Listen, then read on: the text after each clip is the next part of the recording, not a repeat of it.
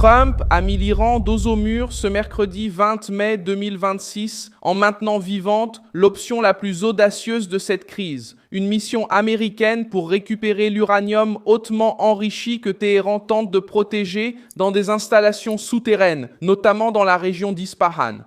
Le Washington Post a révélé que des militaires américains ont présenté un plan pour retirer près de 450 kilos de ce matériau, alors que l'Agence internationale de l'énergie atomique indique que l'Iran possède environ 440 kilos d'uranium enrichi à 60% proche du niveau utilisé dans les armes nucléaires. C'est là que Trump change la donne politique.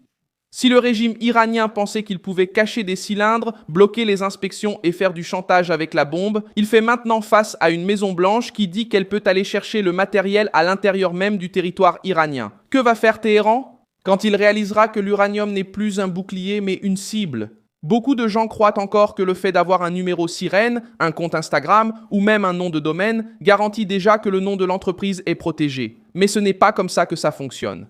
La vérité est simple, la marque n'est vraiment à vous que lorsqu'elle est enregistrée à l'INPI. Sans cet enregistrement, n'importe quelle entreprise peut essayer d'utiliser le même nom, contester votre identité et même mettre en danger tout ce que vous avez construit. C'est pourquoi Muvong intervient dans ce processus, avec déjà plus de 10 000 protections des marques protégées, avec un service 100% en ligne et une présence dans plus de 17 pays.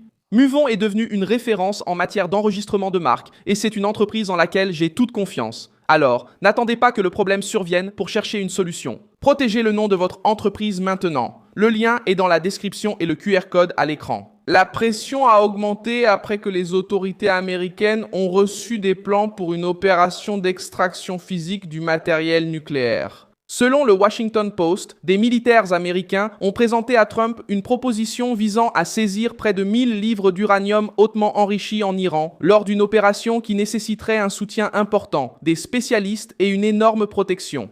La Maison-Blanche ne considère pas cela comme une décision finale, mais comme une option réelle sur la table, et le simple fait que cette option existe change déjà la donne.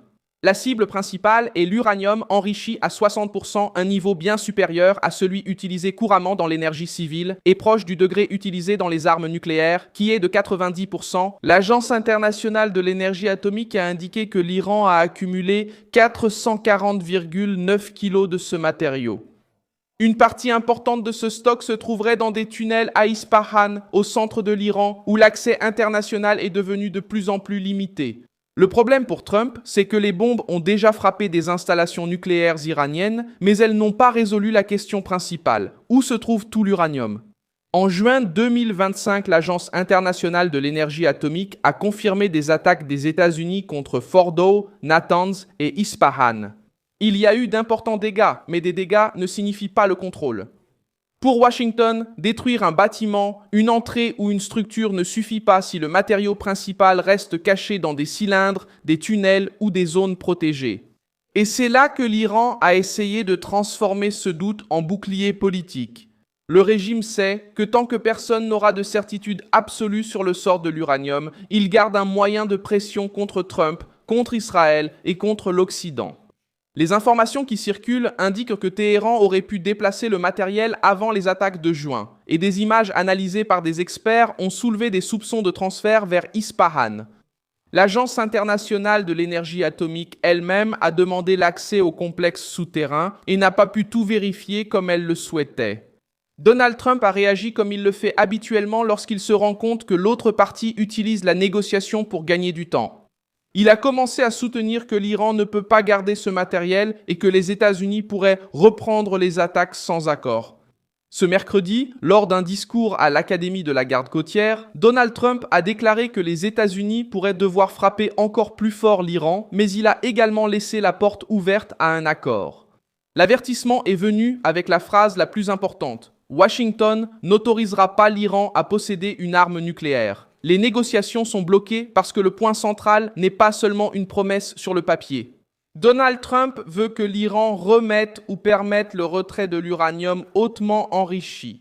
Selon CBS News, le président a déclaré que Téhéran avait indiqué qu'il permettrait l'entrée des Américains pour aider à extraire le matériau, mais qu'il était ensuite revenu sur sa décision en ne l'incluant pas dans la proposition officielle de cessez-le-feu.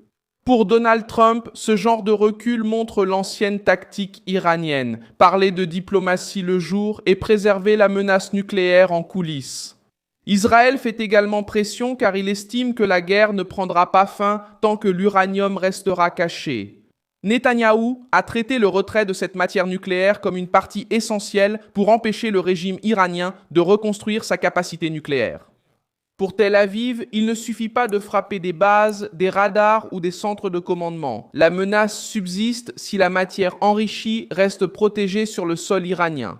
Ainsi, la conversation entre Donald Trump et Netanyahou est devenue importante, car tous deux savent que le stock nucléaire est au cœur de la crise. La mission serait difficile car il ne s'agit pas de récupérer des documents dans une salle ordinaire. La matière nucléaire serait située dans des zones souterraines à accès endommagé, avec protection physique, risque de contamination et présence de forces iraniennes. C'est pourquoi Washington considère le plan comme quelque chose d'extrême, mais l'interprétation politique est encore plus importante. Si Donald Trump montre qu'il est prêt à chercher l'uranium à l'intérieur de l'Iran, il brise la confiance de Téhéran dans sa propre forteresse. Le régime a toujours parié que cacher, retarder les inspections et durcir le discours suffirait à forcer des concessions. L'Iran affiche une image de résistance, mais la situation intérieure révèle de la peur.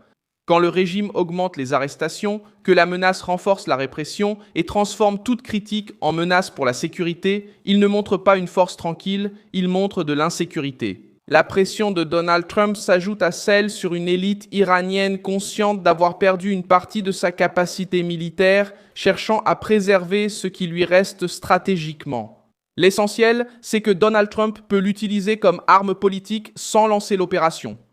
La simple existence du plan exerce déjà une pression sur les négociateurs iraniens. Téhéran doit alors calculer s'il vaut la peine de garder l'uranium caché et de risquer une action beaucoup plus dure, ou s'il accepte une sorte de retrait supervisé pour éviter un nouveau coup dur. C'est là le piège. Si l'Iran le remet, il perd son principal atout. S'il ne le remet pas, il donne à Trump la justification publique pour hausser le ton. La Maison-Blanche travaille avec un récit clair pour le public américain. Il ne s'agit pas d'envahir par caprice, mais d'empêcher qu'une dictature hostile ne se retrouve avec du matériel proche du niveau requis pour une arme nucléaire. Cet argument vise la base de Trump qui réclame de la fermeté contre les ennemis, mais refuse une guerre longue sans but.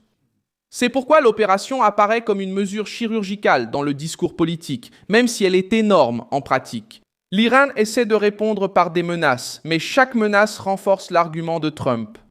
Lorsque Téhéran parle de résister, d'élargir l'affrontement ou d'accélérer le programme nucléaire, cela aide Washington à dire que le régime ne peut pas être considéré comme un partenaire fiable. Quand il évite une inspection complète, cela alimente la suspicion.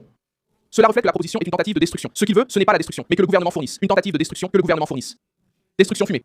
Maintenant, la prochaine étape dépend de 3 mouvements. Le premier est la réponse iranienne concernant l'uranium. Le deuxième est la pression d'Israël pour que Trump n'accepte pas un accord faible. Le troisième est la réaction des nations du Golfe.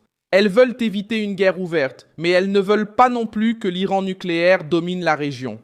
Sur cet échiquier, Trump essaie de se présenter comme le seul dirigeant prêt à faire ce que les autres ne font que commenter lors de réunions à huis clos. Sur cet échiquier, la mission insensée dans ce contexte n'est pas seulement militaire, c'est un message politique. Trump veut transformer l'uranium caché de l'Iran en un problème immédiat pour le régime lui-même. Trump veut transformer l'uranium caché en problème immédiat. Ceux qui bloquent les inspecteurs et attendent que l'Occident se lasse font maintenant face à une Maison-Blanche qui dit pouvoir aller chercher le matériel. Et quand une puissance met cette option sur la table, la négociation monte immédiatement d'un cran. Je suis Milson Alves, internationaliste, et mon objectif est de vous tenir bien informés en toute vérité, chaque jour. Les liens des actualités se trouvent dans la description de la vidéo. Likez la vidéo, abonnez-vous et consultez les commentaires pour vous impliquer encore davantage dans la communauté Milson Alves.